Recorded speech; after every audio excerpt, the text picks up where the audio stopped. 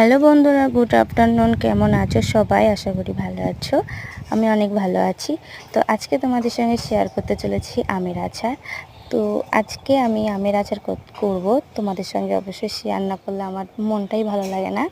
তো তার জন্য আমি তোমাদের সঙ্গে শেয়ার করলাম। প্রথমে আমগুলো ভালো করে ধুয়ে নেব, নিয়ে কেটে আর হলুদ মাখিয়ে রোদে দিয়ে দেবো।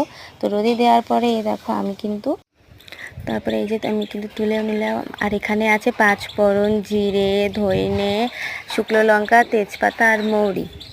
শুকনো খোলায় ভালোভাবে ভেজে নিয়েছি, নিয়ে মিক্সচারে গ্রেট করে দেব।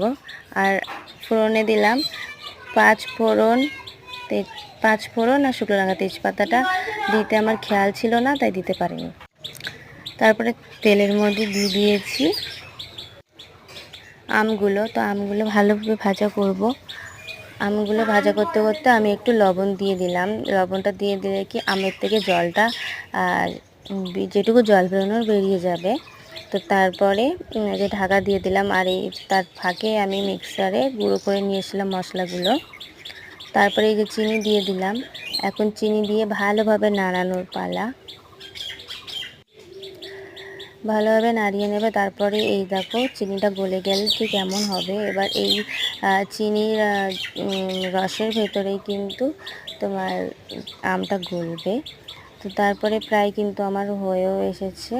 আর এই এখন মশলাটা দিয়ে দেবো, দিয়ে নামিয়ে নেব। তো আমার এই আচারের ভিডিওটি কেমন লেগেছে অবশ্যই কমেন্ট করে জানাবে। ভালো লাগে চ্যানেলটি সাবস্ক্রাইব করে পাশে থাকবে।